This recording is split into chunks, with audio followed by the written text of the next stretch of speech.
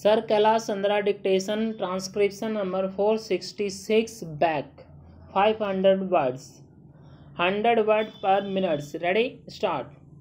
Experience has shown that housing units raised by the officials agencies for the poor are too expensive and the intended benefit does not reach the beneficiaries for whom the schemes are launched. Now, the housing policy acknowledges the imperative of bringing the prospective beneficiary to the center of development process, and it emphasizes on involving the people in the housing and development programs. This is a welcome change, a welcome shift in the strategy to combat the problem. Full stop. Man has always had the instinct to build a shelter for himself. Nothing else explains the mushroom growth of slums.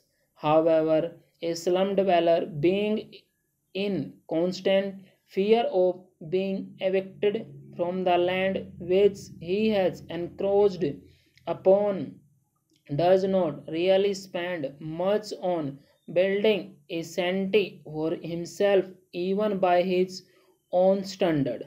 If he were to be assured of the security of tenure over that particular piece of land, and if that were not possible, if he were to be offered an alternative developed piece of land and provided with the basic services like water and sewage system, street lighting, and other important amenities, and also offered some small loan on soft terms, I am sure that every household will be able to build for itself a house which would conform to the basic minimum housing norms postulated by the housing policy. Sir, Gram Panchayats, municipal committee, and the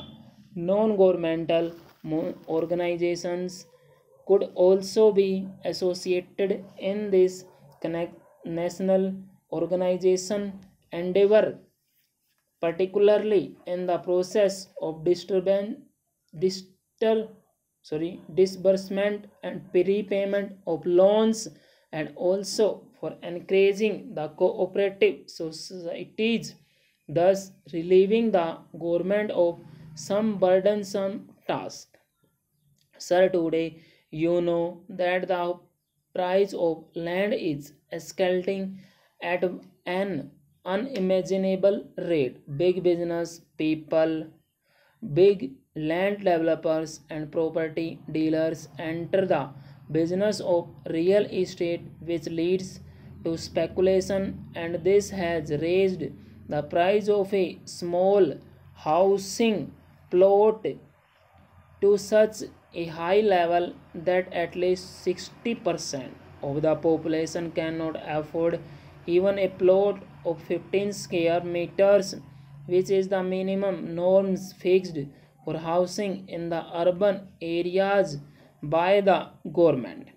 Sir, it is in this perspective that I say that any housing policy can serve a useful purpose only if the task of developing the land for housing purposes is taken over entirely by the government.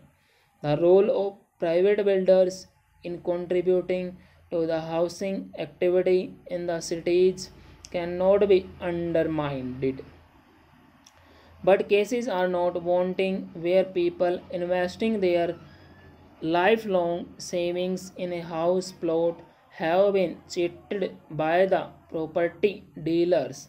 Land mafias have come up in almost all the major towns and cities of the country. Full stop.